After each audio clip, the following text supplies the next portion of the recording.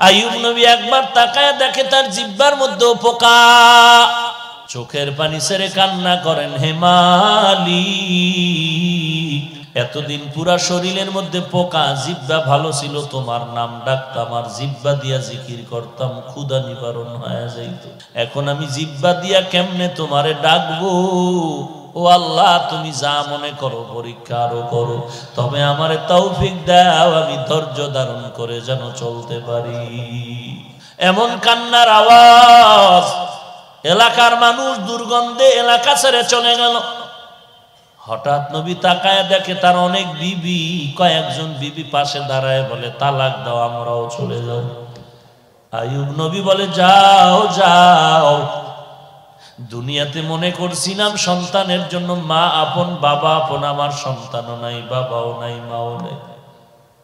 একটা উপযুক্ত পুরুষের জন্য শেষ সীমানা ঠিকানা হলো তার স্ত্রী আপন। আজকে তোমরাও আমারে ছাড়িয়া যাও। আইয়ুব নবী আল্লাহর দরবারে কান্না করেন, ও দয়ার মালিক, আজকে তুমি তাকায়া দেখো আমার বিবিরা পর্যন্ত আমারে ছাড়িয়া চলিয়া যায়, সবাই আমারে ছেড়ে দিয়া যায়, তুমি আমারে ছাড়িয়া দিও না রে আল্লাহ। ও আল্লাহ, সবাই আমারে ভুলে গেল, তুমি আমারে ভুলিও না রে মালিক। আল্লাহ বলেন যে আমারে ভুলে না, আমিও তাকে ভুলবো না। আইয়ুব নবী তাকায়া দেখে সবাই গেল, একটা মাত্র বিবি ইউসুফ নবীর কন্যা রহমা নামের, সাধারণ সবাই জানে যার নাম রহিমা। আইয়ুব নবীর একমাত্র বিবি রহমা আইয়ুব নবীর পায়ের কিনারায় বসে বসে গুনগুন করে কান্না করে। আইয়ুব নবী ইশারায় বললেন, বিবি কেন তুমি যাও না? রহমা নামের বিবি চোখের পানি ছেড়ে কান্না করে বলেন, পয়গম্বর, আমাকে আপনি তাড়াইয়া দিবেন না, আমার জীবনের শেষ পর্যন্ত আমি আপনার খেদমত করিয়া জীবন শেষ করতে চাই। কারণ হলো আমি রহিমার কোনো আমল নাই। কঠিন হাসরের দিন এমন এক মুহূর্ত হবে, সন্তান মা চিনবে না, মা সন্তানের পরিচয় দিবে না, আপন আপন বলতে কেউ থাকবে না। নবীদের অবস্থা বড় করুণ, কান্নার আওয়াজ। ওই কঠিন সময় সূর্য মাথার উপরে, জমিনটা হয়ে যাবে তামা। সূর্যের তাপে গুনাহগারের মাথার মগজগুলো টাস টাস করে ফেটে যাবে। ওদিকে জাহান্নামের আওয়াজ, জাহান্নাম চিল্লায় বলবে, আল্লাহ গুনাহগারগুলো আমার ভেতরে দাও। ওই কঠিন মুসিবতের সময় যদি আল্লাহ আমাকে ডাক দেয়, রহিমা, আমার দরবারে এমন কোন আমল নিয়ে আসছো নাকি নাজাতে? আমার কোন আমল যদি না পাই, আল্লাহর কাছে এতটুকু বলবো, আল্লাহ আমি তোমার একজন আদরের পয়গম্বরের স্ত্রী হয়ে আসছি। আল্লাহ হয়তো নবীর মোহাব্বতে আমি রহমাকেও নাজাতের ব্যবস্থা করে দিবে। ও পয়গম্বর, আমাকে আপনি তাড়ায়া দিবেন না। এরে পর্দার আড়ালের মা, ওই ইউসুফ নবীর কন্যা ও নারী, তুমি একজন নারী। খাজা মুঈনুদ্দিনের মা ও মা, তুমিও মা। এই চট্টগ্রামের জমিনে ঘুমন্ত শাহ আমানত তার মা ও মা, তুমিও মা। এমন একজন স্বামীর খেদমতগার হইয়া কবরে যাইতে পারলা কিনা চিন্তা করো। এমন একটা সন্তানের মা হইয়া কবরে যেতে পারলা কিনা চিন্তা করো। কিয়ামতের দিন কিসের হিসাব দিবারে মা? আল্লাহর কাছে এমন কোন আমল করছো যে আমলটা দিয়া আল্লাহর কাছে নাজাতের ওসিলা পেশ করবা। এই পর্দার আড়ালের মা, আমি হাফিজুর রহমানের মা ও মা, তুমিও মা। মনটা কি চায় না একজন আলেমের মা হয়ে কবরে যাও? মনটা কি চায় না একজন কোরআনওয়ালার মা বাবা হয়ে কবরে যাও? সন্তান মা বাবার জানাজার ইমামতি করবে, কবরের কিনারায় গিয়া কোরআন তেলাওয়াত করে দোয়া করবে। এরে যুবক আল্লাহর গোলাম, তুমি স্কুলে পড়ো, কলেজে পড়ো, ভার্সিটিতে পড়ো, ডাক্তার, ডক্টর, ইঞ্জিনিয়ার হও, কিন্তু কোরআন শরীফ পড়তে তো বাধা নাই। তুমি স্কুলে পড়ো, কলেজে পড়ো, তবে কোরআন শরীফটা তুমি পার্ট টাইম একটা টাইম ঠিক করিয়ে কোরআনটা শুদ্ধ করো। এশার নামাজের পরে 1 ঘন্টা, না হয় ফজরের পরে 1 ঘন্টা ইমামরে সময় দিয়ে কোরআন শিখো। তুমি আল্লাহর কোরআন পড়ো, ইসলামের মাসআলা মাসাইল একটু অধ্যয়ন করো, আল্লাহ ওয়ালা উলামায়ে কেরামের সাথে সম্পর্ক রাখো। আমার সমাজের মধ্যে বহু ডাক্তার আছে, কোরআন পড়ে, ইসলামী জ্ঞানে বড় দামি আগানো। ঢাকার শহরে যাও, চট্টগ্রাম শহরে যাও, বহু ডাক্তার আছে, ইমামতির ময়দানে দাঁড় করায় দাও, পাক্কা ইমাম হয়ে আছে। কারণ ডাক্তারির পাশাপাশি বান্দা কোরআন শিখছে, ইসলামের লাইনে অনেক জ্ঞান অর্জন করেছে। মনে হয় যেন আজ ওই বান্দা আলেমের কাতারে গিয়া অনেক দামি হয়ে গেল।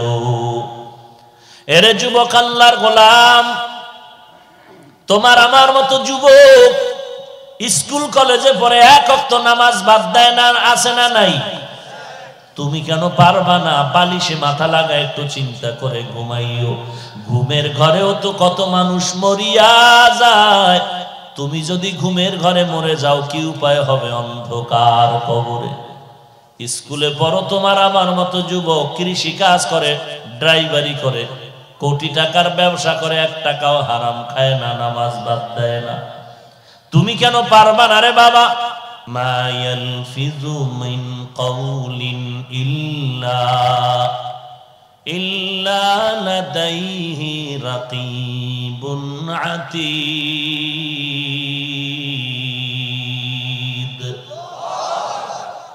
আজ কথা রেকর্ড হচ্ছে। যেই আল্লাহ বান্দার মাধ্যমে দুনিয়ার মানুষের কথা রেকর্ড করাচ্ছেন, সে আল্লাহ কুদরতি ভাবে কি রেকর্ড করতে পারবেন না?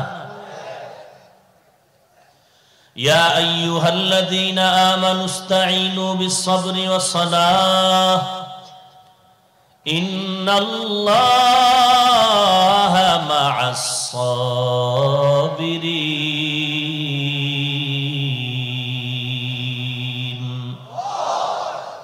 আল্লাহ বলেন সাহায্য প্রার্থনা করো সবর ও সালাতের মাধ্যমে। এতক্ষণ আলোচনার জানা যেটা বুঝলাম, আমরা একা একা কেউ স্বয়ং সম্পূর্ণ হতে পারবো না, কারো না কারো সহযোগিতা লাগবে। কি লাগবে? কার সহযোগিতা নিবা? সবাই আমরা একমত হয়ে গেলাম সহযোগিতা লাগবেই, না হয় চলার উপায় নাই। বরং যে যত বড় বড় লোক, তার সহযোগিতা তত বেশি দরকার। তবে সহযোগিতা তুমি যদি চাও, এমন একজন থেকে সাহায্য তোমার নিতে হবে যার মধ্যে 3টা দুর্বলতা নাই। কয়টা? 1 নম্বরে যার কোনো অভাব নাই, 2 নম্বরে যার পিছুটান নাই, 3 নাম্বার যার কোনো স্বার্থ নাই। এমন একজন ব্যক্তির থেকে চাইলেই তুমি পেয়ে যাবে, দেরি হবে না। এবার তালাশ করো সারা দুনিয়ার মধ্যে পিছুটানওয়ালা আছে কিনা, এমন একজন খুঁজে বের করো। তন্ন তন্ন করে যদি তদন্ত করা হয়, এমন একজন লোক জমিনের মধ্যে পাওয়া যাবে না যার পিছুটান নাই। নিজের ছেলে মেয়ে, স্ত্রী, পরিবার, মা বাবা, ভাই বোন, আত্মীয় স্বজন সবাই আমাকে পেছনে টানে, মা বলে দাও, বাবা বলে দাও, মা বলে দাও, স্ত্রী বলে দাও, সন্তান বলে আমার এটা লাগবে সেটা লাগবে দাও, আমার বন্ধু আমার আত্মীয় স্বজন বলে রে কিছু দাও। তাহলে পেছন থেকে যদি এত হাত আমাকে ডাক দেয়, এটা দাও সেটা দাও, এত লোকের মন রক্ষা করে আমার একা সামনে কারো সহযোগিতা করা সম্ভব হবে না। তাহলে আমরা জানলাম পিছুটান ছাড়া দুনিয়াতে কেউ নাই। প্রত্যেকটা মানুষের পিছুটান আছে। 2 নম্বরে অভাব। অভাব ছাড়া এমন একটা মানুষ জমিনে আছে কিনা তালাশ করে দেখো। 1 মিনিট আগেই তো বললাম যে যত বড় ধনী সে তত বড় অভাবী। গরিবের 500 টাকা হলেই তো তার অভাব মিটে যায়, আর ধনী লোকের লক্ষ টাকায় তার অভাব মিটে না। যে যত বড় বড় লোক টাকাওয়ালা সে তত বড় আশা হয়, তত বড় অভাবী। কি পরিমাণ অভাব! একজন আর আছে খায় না, আর একজন আর নাই পায় না। খেতে চায় পায় না, এক কপাল ভরা। আর একজনের সামনে খানা রেডি, খেতে পারে না, ডবল কপাল ভরা। মনে চাইছিল ইলিশার পান্তা খাবো, কতজনার মনে চাইল নদীর মাছ, সাগরের মাছ, এত দামি দামি জিনিস খাবে, কিন্তু মনে চাইল টাকা দিয়া কিনতে পারে নাই, খেতেও পারে নাই। আজকে টাকাও আছে, খানাও আছে, ডাইনিং টেবিলে 13 রকমের গোশত, 14 রকম মাছ, 15 রকম ভর্তা আর শাকসবজি। তাকায় তাকায় দেখবে, খাওয়ার কোনো উপায় নাই। ডাক্তারের রেড সিগন্যাল লাগানো, খাইলেই মরণ। এক সময় খেতে চাইলো পায় না, আর এখন পাইয়াও খেতে পারে না। দুনিয়াতে এমন একটা লোক খুঁজে পাওয়া যাবে না যার অভাব নাই।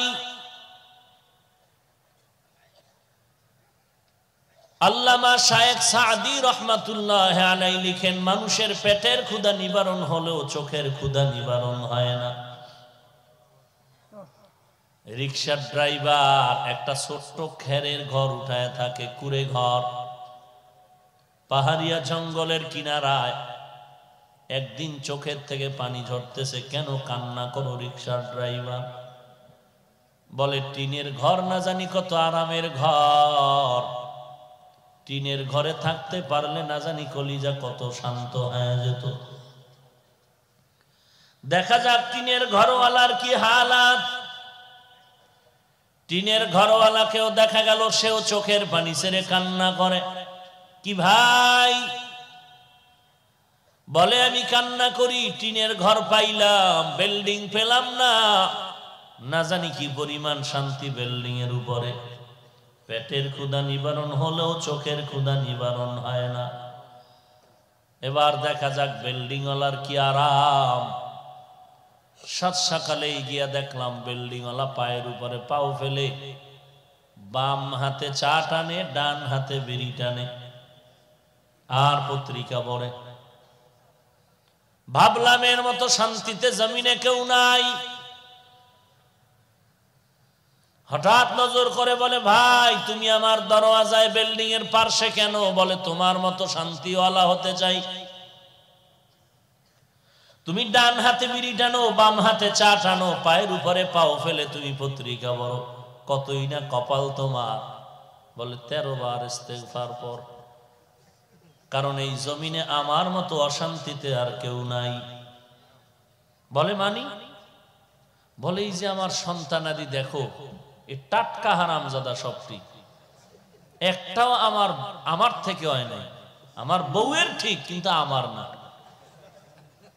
বলে, কেন? বলে, কেনর কারণ জিগাইলে আরো মরে যাব। আদা মরা ছিলাম, এখন একটু জিন্দা হয়ে গেছে। যে 5 তলার মালিক সে বলে আর একটা 5 তলা বিল্ডিং দরকার। যে চট্টগ্রামে বিল্ডিং করলো সে চিন্তা করে কক্সবাজারে বাড়ি দরকার। কক্সবাজারেও হয়ে গেল, বলে হবে না, ঢাকায় লাগবে। ঢাকাতেও হয়ে গেল, বলে হবে না, কক্সবাজারের মতো সমুদ্র সৈকত কুয়াকাটায়ও লাগবে। সেখানে এখন সুন্দর পায়রা বন্দর হচ্ছে, এয়ারপোর্ট হচ্ছে, আরো কত কিছুই না হচ্ছে। বলে, পুরা বাংলাদেশটাও যদি তার হাতের মুঠায় দেওয়া হয়, তখন ভারতের দিকে জিহ্বা বের করে তাকায় থাকবে, তুমি আমার থেকে এত উপরে কেন দাও? ভারতটা পুরাও যদি দেওয়া হয়, রাশিয়ার দিয়ে তাকায় থাকবে। গোটা দুনিয়াটার যদি মাস্তানি হাতের মধ্যে দেওয়া হয়, তারপরও চোখের ক্ষুধা নিবারণ হবে না। যেমন নমরুদ গোটা দুনিয়ার শোষণ করিয়াও মাথা ঠান্ডা হয় না। জুলুমের উপরে জুলুম, জুলুমের উপরে জুলুম। জুলুমের চূড়ান্ত পর্যায়ে চলে গেল নমরুদ। আর বখতে নসর কেউ বলেছে সাদ্দাত। সারা দুনিয়াটা শোষণ করেছে দুজন, সারা দুনিয়াটা শাসন করেছেন দুজন। শোষণ করা হয় জুলুম করার দ্বারা, শাসন করা হয় ইনসাফের দ্বারা। শোষণ করলে হয় শোষক, শাসন করলে হয় শাসক। দুইজন গোটা দুনিয়াটারে শাসন করেছেন, শাসক হয়েছেন। একজন পয়গম্বর সুলাইমান আর একজন বাদশা জুলকারনাইন বা সুলাইমা। দাদে মুলকে সরওয়ারি সদমতি এ খাতে মসদে ওয়াপুরি। একটা আংটি সুলাইমান নবীর হাতের মধ্যে। এই আংটিটা হাতের মধ্যে আছে, গোটা জগৎ তার হাতের মুঠার মধ্যে। জিন ভূত পেতনি যা আছে, উড়ন্ত পাখি জঙ্গলের পশু, একটা গর্তের পিপিলিকা পর্যন্ত কি বলতেছে পয়গম্বর সুলাইমান কথাগুলো শুনতেছেন আর বুঝতেছেন। মদিনার পার্শ্ব দিয়া সুলাইমানের সিংহাসন চলছে বাতাসের আগায়, জমিন থেকে 9 মাইল উপরে। কিছু দূর যাওয়ার পরে পিপিলিকার বয়ান সুলাইমানের কানে চলে গেল। ফাতাবাসসামা, সুলাইমান মুস্কি হাসলেন আর বললেন, এই সিংহাসন মাটির মধ্যে ল্যান্ড করো। মাটির মধ্যে সিংহাসন ল্যান্ড করলো। পিপিলিকার ঘটনা শুনলেন পয়গম্বর সুলাইমান। আর একজন বাদশা জুলকারনাইন গোটা দুনিয়াটারে শাসন করলেন। সুলাইমান নবী মনে একটু আশা করছিলেন, আল্লাহ মনে চায় গোটা জগতের মাখলুকতের এক বেলা খানা খাওয়াবো। আল্লাহ কয় আয়োজন করো। খানা আয়োজন করলেন, হাজার হাজার হাজার হাজার লাখ আইটেম। দুপুর বেলা সমুদ্র থেকে একটা মাছ সুলাইমান নবীর দরবারে এসে বলে, খানা কই? বলে রেডি হচ্ছে। বলে এতগুলো খানা আমার এক লোকমাও হবে না। সুলাইমান নবী বলে, কি কাও? আমি তো গোটা জগতের মাখলুকতের খানা খাওয়াতে চাই এক বেলা। তুমি বলো এক লোকমাও হবে না, তো তোমার মতো আরো মাছও তো সমুদ্রে আছে। সুলাইমান নবী চোখের পানি ছেড়ে সিজদায় পড়ে গেলেন, আল্লাহ বড়াই করার কিছু নাই, তোমার মতো রাজ্জাক আর কেউ নাই। একটা মাছের এক লোকমা খানা আমি সুলাইমান রেডি করতে পারলাম না, আর এই রকম হাজারো মাছের খানা তো তুমি দৈনন্দিন দিতেছো। একটা মাছ না খাইয়া মরে না, যত মাছ মরে বাঙালির ফিডায় মরে।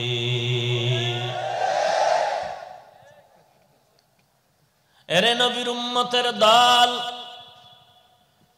গরু কষ্ট পায় কেন? বাঙালির কারণে, মানুষের কারণে গরু কষ্ট পায়।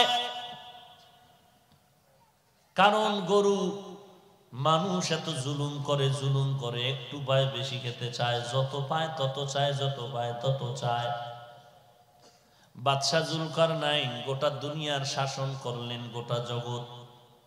ইন্তেকালের সময় ওসিয়ত করে গেলেন লোকেরা, মরণের পর আমার জানাজা হওয়ার পরে কাফন থেকে 2টা হাত বের করে বাজারের মধ্যে একটু ঘুরাইয়া আমারে কবরে নিয়ে যাইও। ইন্তেকাল হয়ে গেল, জানাজা হয়ে গেল। জানাজার পরে কাফন থেকে হাত বের করে খাটিয়া কাঁধে করে বুড়া বাজার ঘুরাইয়া নেয়। দুনিয়াদারেরা ডাক দিয়া কয়, তাকায় দেখ, গোটা দুনিয়ার শাসন করলো জুলকারনাইনের, পরও শখ মিটে না, লোভ সামলাইতে পারে না। মরণের পরে হাত বিছায় কয়, আরো দাও, আরো দাও, আরো দাও। ইমানদারেরা কয়, না না, জুলকারনাইন গোটা দুনিয়ারকে মানুষের বয়ান করে গেল।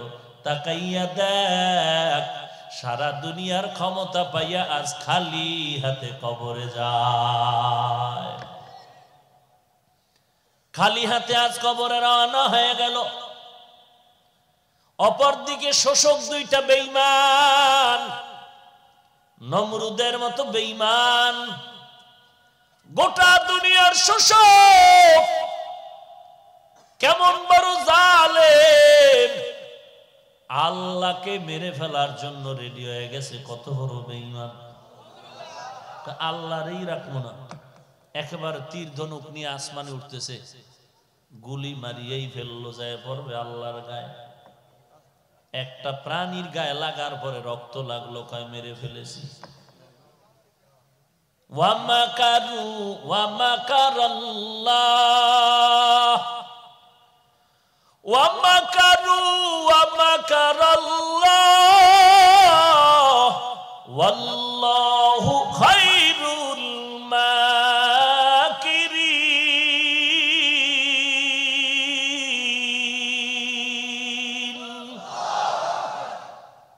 তুই কত নাম্বার বেঈমান?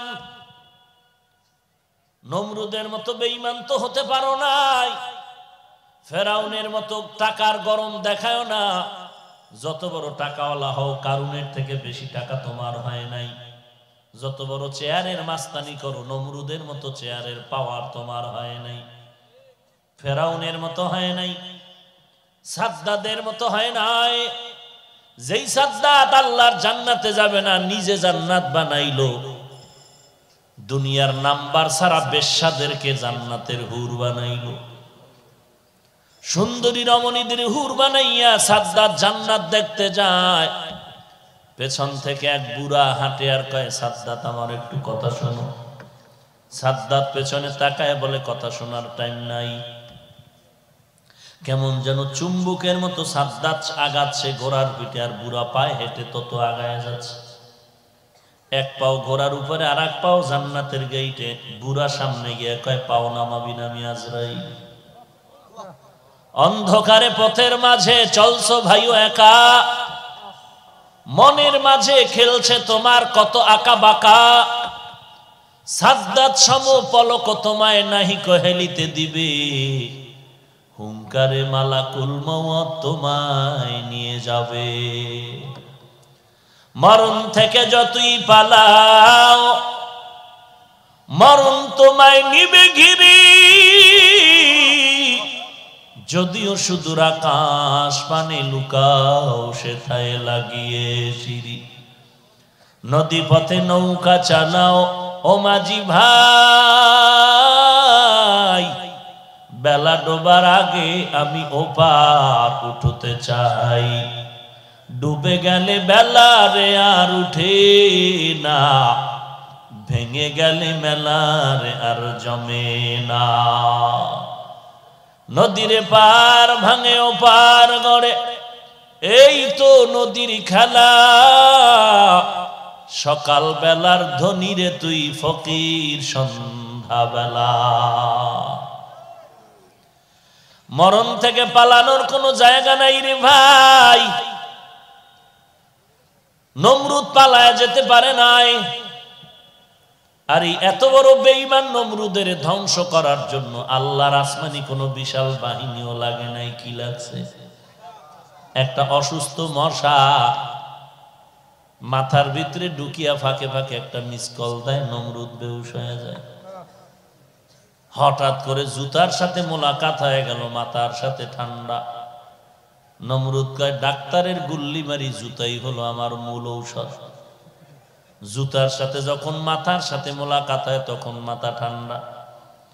কর্মচারী একজন রেডি করে কয়, বেতন বাড়ায় দিব, যত জোরে জোতার বাড়ি মারবি। জোতার বাড়ি জোরে দিবে তো বেতন বাড়ায় দিব। ফাঁকে ফাঁকে জোতার বাড়ি দেয় তো নমরুদ মাথা ঠান্ডা করে চুপচাপ ঘুমিয়ে যায়। কর্মচারী কয়েকদিন কাজ করার পরে বলে, আমার একার দ্বারা সম্ভব না, ঘুমান লাগবে তো। কয়, তাহলে আরো একজন কর্মচারী রেডি কর, দোনোজনার দায়িত্ব। একজনে না পারলে আর একজন, জুতার বাড়ি যেন বন্ধ না হয়। খোদার মায়, এটি কি সবার কপালে হয়নি? এটি সান কপাইলে কপাল। নমরুদের কপালে জুতা, আমেরিকার ডব্লিউ বুশের কপালে। সাংবাদিকরা জিজ্ঞেস করলো, কাইফা হাল, জুতা খায় কেমন লাগলো? বলে, এটা তো আমার গণতান্ত্রিক অধিকার। কেসা ভাটপা, চিন্তা করেন যে জুতা খাইয়াও বলে কিচ্ছু মনে করিনি। এরে নবীর উম্মতের দল, মাঝে মাঝে আল্লাহ পায়ের জুতা কপালে লাগায় দেখায় যে দেখ তোর কত সম্মান। এই নমরুদকে আল্লাহ ধ্বংস করার জন্য বেশি কিছু লাগে না। এরে টাকাওয়ালা ভাই, এরে চেয়ারওয়ালা ভাই, কিসের বাহাদুরি দেখাও, কিসের মাস্তানি করো রে বাবা। ফেরাউনের মতো মাস্তান তো হতে পারো নাই। 40 বছর পর্যন্ত যে ফেরাউনের কোনো অসুস্থতা হয় নাই। নীল নদের ভেতরে মাঝখানে বাড়ি বানাইছে, ধুলা বালু লাগে না তো, ঠান্ডাও হয় না। কেমন ফেরাউন, যেই লোহিত সাগরের উপর দিয়ে মুসা নবীকে আল্লাহ পাস করায় দিলেন, পার করায় দিলেন, আবার ওই পানির মধ্যেই ফেরাউনকে আল্লাহ চুবায় ডুবায় খোদাই খায়েশ মিটায় দিলেন। এরে নবীর উম্মতের দল, তুমি তাদের থেকে তো বড় টাকাওয়ালাও হতে পারো না, বড় মাস্তান হতে পারো না। কারুনের এত টাকা, তার টাকা যেই গুদামগুলোতে রাখতো, যেই বিশাল গুদামে টাকা রাখতো, স্বর্ণের টাকা, এই গুদামগুলোর তালার চাবি বহন করার জন্য প্রায় 70টা উট লাগতো। উট, 70টা উট শুধু চাবি টানতো। এবার বুঝেন কি পরিমাণ তালা, আর এই তালা কি পরিমাণ গুদাম তার মালে। অহংকারী হয় মুসা নবী বললেন যাকাত দাও। কারণ বলে যাকাত দিব না। দিব না তো দিবই না, উল্টা মুসা নবীর বিরুদ্ধে একটা মেয়ের রেডি করলো। টাকার লোভ দেখায় বলে এই কন্যা সন্তান, মুসা যখন মানুষের সামনে বয়ান করবে তুমি দাঁড়াইয়া অপবাদ দিবা মুসা তোমার সাথে জিনা করেছে। চালাকি সব জায়গায় চলে না, বাটপারি সব জায়গায় চলে না, বেয়াদবি গাদ্দারি সব জায়গায় চলে না। খবরদার, বেয়াদবি করতে গিয়া মা বাবার সাথে মাস্তানি করিস না। এই ছাত্র, লেখাপড়ার গরম আর ভাব দেখাইতে গিয়া শিক্ষকের বিরুদ্ধে আন্দোলন করবি না, কপাল পড়ে যাবে। আজকে কত ছাত্র দেখা যায় শিক্ষকের বিরুদ্ধে আন্দোলন করে কপাল পড়েছে। রাস্তায় ঘুরে পাগলের মতো মাথা নষ্ট হয়ে গেল, ল্যাংটা ঘুরতেছে। আবার মাঝে মাঝে ইংলিশে কথা কয়, আরবিতে কথা কয়। পাগল তো ইংলিশ পারে না, ইংলিশ জানলো কেমনে? বলে পাগলে ইংরেজি কয় না, বরং ইংরেজি বলনেওয়ালা বেয়াদবি করে পাগল হয়েছে। লিকুল্লি শাইইন জিনাতুন ফিল ওয়ারা ওয়া জিনাতুল মারই তামামিল আদাবি আজ খোদা কা হিমে তৌফিকে আদব বে আদব মাহরুমে গাশত আজ ফজলেরা। চালাকি সব জায়গায় চলেনি। নামাজ পড়তে দাঁড়াইয়া 3 জন যুবক, একজন ইমাম হয়ে গেছে। সূরা কেরাত পারি আর না পড়ি ইমাম হয়ে গেছে। ইমামতিতে যাইয়া তাও আবার তরে না, একটা নৌকার ভিতরে 2 জন পিছে, সামনে একজন। প্রথম রাকাতেই কুল আউযু রাব্বিন নাস, পরের রাকাতে কি করবো এই চিন্তা তো নাই। এর মধ্যে তুফান, বাতাস, নৌকা হেলে দুলে, একবার ডানে একবার বামে, সূরা কেরাত উলে গেছে। কুল আউযু রাব্বিন নাসে ওরাও নাচে। তো একটা পিছনে 2টা যে আছে বান্দর, একটা আর একটার ধাক্কা দিয়ে খায়, শক্ত হয়ে খারাপ তুফান ছুটছে। কিন্তু আর একটাই বলে চুপ কর, নামাজের ভিতরে কথা বললে নামাজ হবে না। ও ইমাম পিছনে তাকায় খায়, ও কইলে কইলে তুই কইলি কেন? নামাজ আছে একজনের। বলেন ভাইরা আমার, চালাক ভালো, অতি চালাক ভালো না। চালাকি করো করো, কিন্তু খবরদার মা বাবার সাথে চালাকি করিস না। এই যুবক, চালাকি করতেছো কিন্তু আল্লাহওয়ালা আলেম ওলামাদের সাথে চালাকি করিস না। চালাকি করতেছো কোন ওস্তাদের সাথে চালাকি করিস না। চালাকি করতেছো, কিন্তু কোনো সাদা দাড়িওয়ালার সাথে চালাকি করবি না।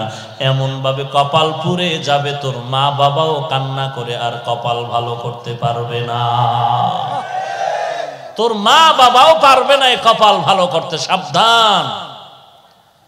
ভালো হইতে বহু সময় লাগে, কপাল পুড়তে একটা সেকেন্ড লাগে না রে যুবক ভাই। এই জমিনের মধ্যে সাহায্য তার থেকে নাও যার তিনটা দুর্বলতা নাই। এক নম্বরে যার পিছুটান নাই, দুই নম্বরে যার অভাব নাই। এই জমিনে পিছুটান ছাড়া কেউ নাই, অভাব ছাড়াও কেউ নাই। বরং যে যত টাকাওয়ালা সে তত বড় অভাবী। তিন নাম্বার বলেছিলাম যার কোনো স্বার্থ নাই। জমিনে তালাশ করে দেখো স্বার্থ নাই এমন একজন আল্লাহর বান্দা পাওয়া যাবে না। হ্যাঁ, চিন্তা ভাবনা করে বের করছিলাম, আম্মা জানের স্বার্থ নাই, আব্বার স্বার্থ নাই। কিন্তু সোনার বাংলায় তাকায় দেখলাম স্বার্থের টানে মা তার সন্তানের জবাই দেয়, বাবায় তার সন্তানের জবাই দিয়েছে। স্বার্থের টানে আবার সন্তান তার মা বাবাকে জবাই দিয়েছে। স্ত্রী স্বামীকে জবাই করে কোলের বাচ্চাটারে ফ্রিজের মধ্যে আটকায় মেরে ফেলেছে। স্বার্থের টানে কি আর বলবো, ভাষা নাই, লজ্জা করে সমস্ত কথা মাইকে বলতে। নিজের আপন মেয়ের সাথে বাবা যে অপকর্ম করেছে এই সোনার বাংলায় ভাষা নাই বুঝাবা। এরে নবীর উম্মতের দল, দুনিয়াতে স্বার্থ ছাড়া কেউ নাই। ওই কারুন মুসা নবীর বিরুদ্ধে মেয়েকে রেডি করে দিল। মুসা নবী যখন বয়ান করতে দাঁড়ায় গেলেন, মেয়েটা মুসা নবীর বিরুদ্ধে অপবাদ দেওয়ার জন্য দাঁড়িয়ে গেল। আল্লাহর কুদরত, সাথে সাথে মেয়েটার জবান বন্ধ হয়ে গেল। আবার মেয়েটা ভয়ে বসে গেল, জবান খুললো, আবার দাঁড়ায় গেল, জবান বন্ধ। এরকম কয়েকবার মেয়েটা আপ ডাউন করার পরে চিন্তা করলো আর মুসা নবীর বিরুদ্ধে অপবাদ দিব না। আল্লাহ তুমি আমার জবানটা খুলিয়া দাও, আমি সত্য কথাটা নবীর শানে বলতে চাই। মেয়েটা দাঁড়ায় গেল, সত্য কথা বলার জন্য আল্লাহ জবান খুলে দিলেন। মেয়ে ডাক দিয়া কয়, পয়গম্বর আপনার মতো পবিত্র কেউ নাই। কারণ আমারে টাকার লোভ দেখায় রেডি করছিল আপনার বিরুদ্ধে অপবাদ দিব, আমার সাথে জিনা করেছেন। আমি সাক্ষী দিয়া বলতেছি, আল্লাহ সাক্ষী আপনার মতো পবিত্র আর কেউ হতে পারে না। মুসা নবীর রাগ উঠে গেল, মাথা গরম হয়ে গেল। ডাক দিয়া কয়, আল্লাহ মাটি তুমি আমার অনুগত করে দাও। আল্লাহ বলে দিলাম। মুসা নবী বলে, মাটি কারুন রে ধর। সাথে সাথে হাঁটু পর্যন্ত মাটি গ্রাস করে ফেললো। অন্যায় করো, অন্যায় করো, অন্যায় করো, সীমা লঙ্ঘন হলে বাপেও ফিরাতে পারবে না। পারবে? পারলো? ওই টাকার পাহাড় গনে কি লাভ হলো, যেই টাকায় জেলখানার মেহমান বানায় দিল। অথচ কত গরিব ঠিক মতো খানা পায় না, শীতের মধ্যে একটা পোশাক কিনতে পারে না। আর কোটি কোটি সহস্র কোটি টাকার বালিশ বানাইয়া কে ছিল। কি লাভ হলো এই টাকায়, যেই টাকায় জেলখানার মেহমান বানাইলো? কি লাভ হইল ওই সন্তানের বাবা হইয়া, যেই সন্তানের কারণে মা বাবার বেইজ্জতি, জেলখানায় যেতে হয়? কি হলো ওই স্ত্রীর স্বামী হইয়া, যেই স্বামী স্ত্রীর কারণে আজ লাঞ্ছিত হতে হয়? কি লাভ হবে ওই ক্ষমতা, যেই ক্ষমতায় আজ জুতার বাড়ি খেতে হয়? ভাইরা আমার, অথচ আমার সমাজে কত গরিব ৫,০০০ টাকা ১০,০০০ টাকার কারণে মেয়েকে বিবাহ দিতে পারে না। ঘরের চুলায় আগুন জ্বলে না। এমন ঈদের সময় যায়, বাবায় সন্তানরে একটা নতুন জামা দিতে পারে না। এরে নবীর উম্মতের দল, ওই কারুনকে আল্লাহর নবী মুসা যখন বলল মাটি ধর, হাঁটু পর্যন্ত গ্রাস হয়ে গেল। কারুন বলে, বাঁচাও বাঁচাও, আর অন্যায় করব না। মুসা নবী কয়, মাটি ধর। কারুনের মাজা পর্যন্ত মাটি গ্রাস করে ফেললো। কারুন বলে, বাঁচাও বাঁচাও। মুসা নবী বলে, মাটি ধর, ধরার মতো ধর। সিনা পর্যন্ত মাটি গ্রাস করে ফেললো। উম্মতের বলে পাথর মেরে ওরে ধ্বংস করে দাও। আল্লাহ শেষ হওয়ার পর ডাকিয়া বলে, রে মূসা, কারণ যতবার তোমাকে বলছে বাঁচাও বাঁচাও বাঁচাও, তুমি বাঁচাইতে পারো না, তোমার মনটা খারাপ, মেজাজ গরম হয়ে গেল। আমি আল্লাহ রহমান, কারণের দিকে আমি কুদরতের নজর দিয়া তাকাইছিলাম। তোমারে বারবার বলছে বাঁচাও, আর আমি আল্লাহকে যদি একবার বলতো আল্লাহ তুমি আমারে বাঁচায় দাও, আমি আল্লাহ অবশ্যই কারণের হেফাজত করতাম। ইয়া আইয়ুহাল্লাযীনা আমানুস্তাঈনু বিস-সাবরি ওয়াস-সালাহ। আল্লাহ বলেন সাহায্য প্রার্থনা করো, তার থেকে সাহায্য চাও যার স্বার্থ নাই, যার পিছুটান নাই, যার অভাব নাই। এই তিনটা অপরাধ, তিনটা দুর্বলতা নাই যার, তিনি আছেন একজন, তিনি হলেন আমার আল্লাহ। যার কোনো পিছুটান নাই, যার স্বার্থ নাই, যার অভাব নাই। আল্লাহর পিছুটান নাই কেন? লাম ইয়ালিদ ওয়া লাম ইউলাদ, তিনি কাউকে জন্ম দেয় নাই, জন্ম নেন নাই, ছেলে মেয়ে নাই যে আব্বু আমারে দাও। আল্লাহ বলেন যা কিছু বানাইলাম এর মধ্যে আমার আপন আদরের হলো আমার মানুষ। আল্লাহ বলেন আমার কোনো অভাব নাই। দুনিয়ার সবার অভাব আছে, অভাব নাই কার? আল্লাহর অভাব আছে নাকি? ইয়া আইয়ুহান নাস আনতুমুল ফুকারাউ ইলাল্লাহ ওয়াল্লাহু হুয়াল গানিয়্যুল হামিদ।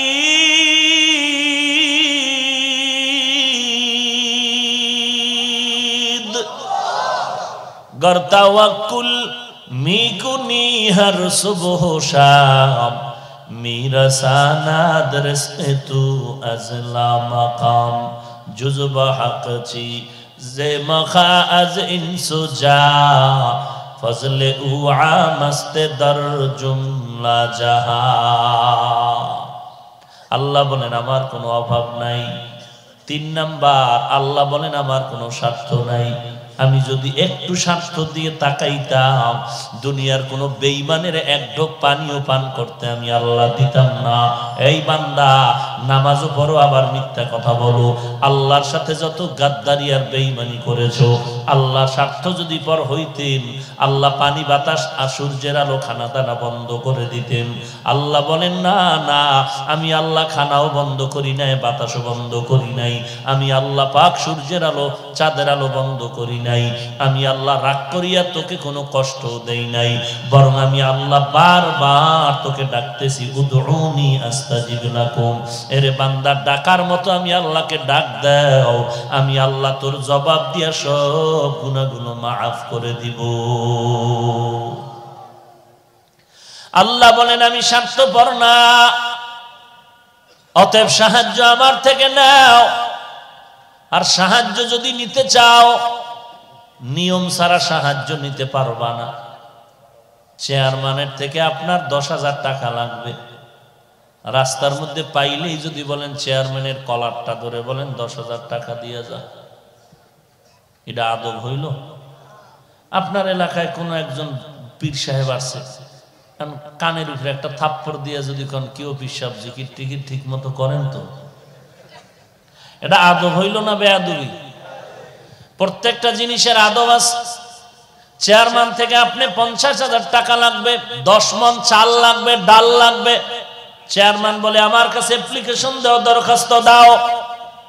আল্লাহ বলেন এরে গোলাম, তোমাদের যা কিছু প্রয়োজন আমি আল্লাহর কাছে চাও, 2টা জিনিসের মাধ্যমে চাইতে হবে। 1 নম্বরে ধৈর্য, 2 নম্বরে হলো নামাজ। আজ আমাদের মধ্যে ধৈর্য নাই, নামাজও নাই। ধৈর্য আছে? ধৈর্য নাই। ইমাম সাহেব কেরাত লম্বা লইলে টের পাওয়া যায় ধৈর্য। যারা 5 ওয়াক্ত পড়ে না, জুমায় যায় ধৈর্যশীল জুমার নামাজিরা, যায় সবার শেষে, বের হয় সবার আগে। টাটকা ধৈর্যশীল। এমন জোরে একটা দৌড় দিছে, ঘরে গিয়ে দেখে আর একজন আর জুতা নিয়ে হাজির। এরে নবীর উম্মত, ধৈর্য আর নামাজ। ধৈর্য ধরনে কি লাভ? আল্লাহ বলেন আমি কিয়ামতের দিন স্পষ্ট তাকে বিনা হিসাবে জান্নাত দিব। বিনা হিসাবে আল্লাহ জান্নাত দিবেন। ইন্নামা ইউওয়াফাস সাবিরুনা আজরাহুম বিগাইরি হিসাব। বেগাইরে হিসাব ধৈর্য ধারণকারীকে আল্লাহ বলবে যা তুই জান্নাতে যা। ধৈর্যের বড় দাম। ধৈর্য ধারণকারীদের জন্য বড় সুসংবাদ। ইয়া আইয়ুহাল্লাযীনা আমানুসবিরু ওয়া সাবিরু ওয়া রাবিতু ওয়াত্তাকুল্লাহ। এরে মুমিন, ধৈর্য ধারণ করো, এর উপরে মজবুত হয়ে থাকো। ধৈর্য বড় দামি একটা সম্পদ। আল্লাহ বলেন আমি মুসিবত দিয়া দিয়া ধৈর্যের পরীক্ষা নিব। ওয়ালা নাবলুওয়ান্নাকুম বিশাইইম মিনাল খাউফি ওয়াল জুই ওয়া নাকসিম মিনাল আমওয়াল ওয়াল আনফুসি ওয়াস সামারাত ওয়া বাশশিরিস সাবিরিন। এই ধৈর্য, এই দেখছেন নি, এই ধৈর্যের বয়ান শুরু করছি, উড়াও শুরু করছি। নগদ ধৈর্যের পরিচয়। ভাইরা আমার, আল্লাহ পাক বলেন ধৈর্য ধারণ করো, ধৈর্যের বড় ফলাফল ভালো। ধৈর্যের পাহাড়, ধৈর্যের দৃষ্টান্ত কায়েম করে গেলেন রহমাতুল লিল আলামিন। যার মা নাই, বাবা নাই, এরপরও পয়গম্বর দ্বীনের দাওয়াত বন্ধ করে না। ধৈর্যের পাহাড় দৃষ্টান্ত কায়েম করলেন ইসমাঈল আলাইহিস সালাম আর বাবা ইব্রাহিম। ধৈর্যের পাহাড় নির্মাণ করলেন আইয়ুব আলাইহিস সালাম। টাকার অভাব নাই, সন্তানের অভাব নাই, এরপরও তার উপরে কত মুসিবত আল্লাহ দিলেন। আল্লাহ বলেন আমি 5টা জিনিসের মাধ্যমে পরীক্ষা করব। ধৈর্য ধারণ যারা করবে তাদের জন্যই হলো নাজাত আর কামিয়াবির সুসংবাদ। এরে নবীর উম্মতের দল, আইয়ুব আলাইহিস সালামের উপরে আল্লাহ পাক এমন ভাবে পরীক্ষা দিলেন যে সম্পদ একটা আগুন এসে জ্বালায় দিল। ইবলিস গিয়া কয় আইয়ুব, আল্লাহর ইবাদত করে লাভ নাই, তোমার সন্তান সম্পদ ধ্বংস হয়ে গেল। আইয়ুব নবী বলেন আলহামদুলিল্লাহ। ইবলিস কয় নাউজুবিল্লাহ, না বলে আলহামদুলিল্লাহ কেন? আইয়ুব নবী বলে এতদিন সম্পদের টেনশনে ইবাদত করতে টেনশন হতো, এখন আমার সম্পদও নাই, ইবাদতে টেনশনও নাই। এজন্যই তো নবী বলেন গরিবেরা ধনী লোকের 500 বছর আগে জান্নাতে যাবে। কারণ ধনী লোকের সম্পদ আছে, হিসাব আছে। গরিবের সম্পদ নাই, হিসাব নাই। আইয়ুব আলাইহিস সালাম তার পুরো ফ্যামিলির মধ্যে এমন ভাবে তৈরি করে ফেললেন যে একটা সেকেন্ড আল্লাহর জিকির ছাড়া তার ঘর যেন খালি না থাকে। আমি এখন কোরআন কিতাব পড়ি, আল্লাহর জিকির করি, এরপরে তুমি, এরপরে তুমি, অর্থাৎ আমার ঘরের মধ্যে যেন 24টা ঘন্টার সেকেন্ডে সেকেন্ডে আল্লাহর জিকিরের আওয়াজ হয়। শয়তান এগুলো সহ্য করতে পারে না। ও আল্লাহ, তোমার আইয়ুব সম্পদের মায়ায় ইবাদত করে। আল্লাহ বলে না, আইয়ুব একমাত্র ইখলাস নিয়ে আমার ইবাদত করে, দেখ আমি আইয়ুবের পরীক্ষা করি। সর্বশেষ আইয়ুব নবী বিছানায় পড়ে গেলে, চলার মতো রাস্তাও নাই, উঠতে পারে না, পার্শ্ব পরিবর্তন করতে পারে না। এক পর্যায়ে শরীরের মধ্যে পোকা শুরু হয়ে গেল। এমন ভাবে আল্লাহ পরীক্ষায় ফালাইলেন, পোকা শরীরে কিরায় ধরে, গন্ধ শুরু হয়ে গেল। এলাকার মানুষ এলাকা ছেড়ে চলে যায়। তুমি নেতা মানো, দল মানো, তরিকা মানো, সব কিছুর ঊর্ধ্বে আমার আল্লাহ, সব কিছুর ঊর্ধ্বে আমার পয়গম্বর। এখানে সচেতন শিক্ষিত যুবক, আমাকে বলো নবীজির তরিকার মধ্যে দাড়ি রাখার নিয়ম আছে না নাই? বলো বলো, আসতে বলো কেন? আছে মানে যারা দাড়ি ছোট করো, যারা পুরাটা কাটো, দোনো দলের গুনাহ সমান। কেমন গুনাহ? 24টা ঘন্টার সেকেন্ডে সেকেন্ডে সেকেন্ডে কবিরা গুনাহ। ঘুমাইয়া থাকলেও গুনাহ লেখা বন্ধ নাই, নামাজে দাঁড়ায় আছো গুনাহ লেখা বন্ধ নাই, বাইতুল্লাহর ঘর ধরে লাব্বাইক বলতেছো গুনাহ লেখা বন্ধ নাই। তুমি বান্দা যতদিন পর্যন্ত দাড়ি রাখার নিয়ত না করবা ততদিন পর্যন্ত কবিরা গুনাহ বড় না ছোট, বড় গুনাহ লেখা বন্ধ নাই। তুমি রাতের বেলা ঘুমাও তারপরও গুনাহ লেখা বন্ধ নাই, অটো অটো লিখতে থাকবে ফেরেশতারা। এই রকম সুদের সাথে যারা জড়িত তাদের জন্য 24 ঘন্টা গুনাহ লেখা হয়। যারা টাকনু গিরার নিচে প্যান্ট পরে, প্যান্ট পায়জামা লুঙ্গি পরে, 24 ঘন্টা এদের কবিরা গুনাহ কবিরা গুনাহ কবিরা গুনাহ। সেকেন্ডে সেকেন্ডে সেকেন্ডে সেকেন্ডে যতক্ষণ পর্যন্ত তওবা না করবে গুনাহ লেখা বন্ধ হবে না।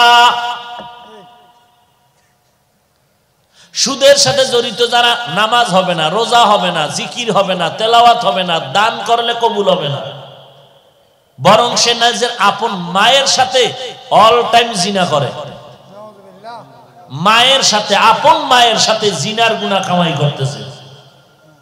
ও যদি 5 কোটি টাকা মাদ্রাসায় দেয় 1 টাকার সওয়াব আমলনামায় হবে না। 10 তলা মাদ্রাসা বানাইলো একটা নেক পাবে না, 5 তলা মসজিদ বানাইলো একটা নেক পাবে না, যতদিন পর্যন্ত তওবা না করবে। এটা আমার বাবার বানানো কথা। তোমার কবরে তুমি যাবা, আমার কবরে আমি যাব। আমার কবরের জবাব আমি দিব, আপনার কবরের জবাব আপনি দিবেন। তবে কেউ যদি বলেন পাও ধরিয়া বললে আপনি আর গুনাহ করবেন না, আমি আপনার পায়ে হাত দিয়া বলতে রাজি আছি। কারণটা কি রে বাবা? জাহান্নাম বড় ভয়ঙ্কর। দুনিয়ার আগুনের তাপ সইতে পারো না, জাহান্নামের আগুনের তাপ কেমনে সহ্য করবা? 2 কোটি, এই যে জমিন থেকে 9 কোটি 30 লক্ষ মাইল উপরে সূর্যের গরম সইতে পারো না, কিয়ামতের ময়দানে মাথার উপরে সূর্য থাকবে, কেমনে সহ্য করবা? আল্লাহর কাছে তওবা করো হে মালিক, শয়তানের ধোকায় পড়ে গুনাহ করিয়া ফেলছি, আজকে তওবা করলাম, আর গুনাহ করব না, দাড়ি কাটবো না, নামাজ ছাড়বো না, মা বাবারে কষ্ট দিব না, আলেম ওলামাদের বিরোধিতা করব না, সহিভাবে কোরআন পড়ব, নবীজির সুন্নতের আমল অনুযায়ী চলার চেষ্টা করব। আমার মতো যুবক যদি র‍্যাব, আর্মি, পুলিশ, বিডিআরের চাকরি করে দাড়িওয়ালা নামাজি হতে পারে, আমি কেন পারবো না? আমার মতো যুবক যদি টাকার ব্যবসা করে, আমার মতো যুবক কোটি টাকার ব্যবসা করে, হারাম না খাইয়া নামাজ না বাদ না দিয়া যদি পারে, আমি কেন পারবো না? ও আল্লাহ, তুমি আমাকে তৌফিক দাও। গলায় ছুরি আসলে মরে যাব, তারপর আর গুনাহ করব না। পাক্কা তওবার যদি নিয়ত হয়, খাঁটি তওবার নিয়তে দুটো হাত আমার আল্লাহকে দেখায়া দাও। আয় আল্লাহ, সবার হাত আপনি কবুল করে নেন, তওবা কবুল করে নেন, তওবার উপরে মজবুত হয়ে চলার তৌফিক দান করেন, আমিন। আলহামদুলিল্লাহি রাব্বিল আলামিন, ওয়াসসালাতু ওয়াসসালামু আলা সাইয়্যিদিল আমবিয়াই ওয়াল মুরসালিন ওয়া আলা আলিহি ওয়া আসহাবিহি আজমাইন। ইয়া আরহামার রাহিমিন, ইয়া আরহামার রাহিমিন, ইয়া আরহামার রাহিমিন। আয় আল্লাহ তাআলা, গুনাহের বোঝা নিয়ে আপনার দরওয়াজায় হাজির। ও আল্লাহ, আমরা যারা ময়দানে আসছি, কারো গুনার খবর কেউ জানে না, কিন্তু আপনি জানেন আল্লাহ। আমি কত বড় গুনাহগার, আমার মা বাবা ভাই বোনেরা কেউ জানে না, আপনি জানেন। আয় আল্লাহ, গুনার কারণে আপনি রাগ করিয়া পানিও বন্ধ করেন নাই, বাতাস বন্ধ করেন নাই, রাগ করিয়া খানাও বন্ধ করেন নাই। ও আল্লাহ, শয়তানের ধোকায় পড়ে গুনাহ করেছি, আজকে তওবার দরজায় ফিরে আসলাম, আর গুনাহ করব না রে আল্লাহ। আয় আল্লাহ, গুনাহগার হয়ে কবরে যেতে চাই না। ওই কবরে গুনাহগারের জন্য যে আযাব সহ্য করতে পারবো না রে আল্লাহ। কবরের 2 পার্শ্বের মাটির চাপ সহ্য করতে পারবো না রে আল্লাহ। মেহেরবানি করে গুনাহমুক্ত জিন্দেগি দান করেন। আয় আল্লাহ, 5 ওয়াক্ত নামাজি বানায় দেন, মা বাবার খেদমতের জন্য কবুল করে নেন। আয় আল্লাহ, সকলের দিলের নেক আশা পূরণ করে দেন। নবীজির মুহাব্বতে সকলের দোয়া মুনাজাত কবুল করে নেন। আয় আল্লাহ প্রত্যেকটা যুবকেরা আমিন কবুল করে নেন, ওলামায়ে কেরাম মুরব্বীদের আমিন কবুল করে নেন, ছাত্র ভাই ব্যবসায়ী শ্রমিক সবার আমিন কবুল করে নেন। আলোচনার ভুল ত্রুটি ক্ষমা করে দেন, বাকি কথা আমল করার তৌফিক দান করেন। আয় আল্লাহ যারা ব্যবসা করে চাকরি করে হালাল ভাবে বরকত বাড়ায় দেন। আয় আল্লাহ যারা লেখাপড়া করে পরীক্ষার্থী কামিয়াবি দান করেন। 5 ওয়াক্ত নামাজি বানায় দেন, সহিভাবে কোরআন পড়ার তৌফিক দান করেন। আয় আল্লাহ মাদ্রাসা কবুল করে নেন, মসজিদ কবুল করে নেন। আজকের এই মাহফিল এলাকার জন্য নাজাতের জরিয়া বানায় দেন, সবার সিনার ভিতরে হেদায়েতের নূর দান করেন আল্লাহ। আয় আল্লাহ ঘরের মা বোনদের পর্দানিশি আবেদা বানায় দেন, ছেলে সন্তান নেককার বানায় দেন। আয় আল্লাহ প্রত্যেক মা বাবাকে নেককার সন্তানের মা বাবা হওয়ার তৌফিক দান করেন। আয় আল্লাহ নবীজির সুন্নতের আমলওয়ালা জিন্দেগি দান করেন, গুনাহের প্রতি ঘৃণা জমায় দেন। আয় আল্লাহ দিল থেকে রিয়া হাসাদ কিবির দূর করে ইখলাস দান করেন।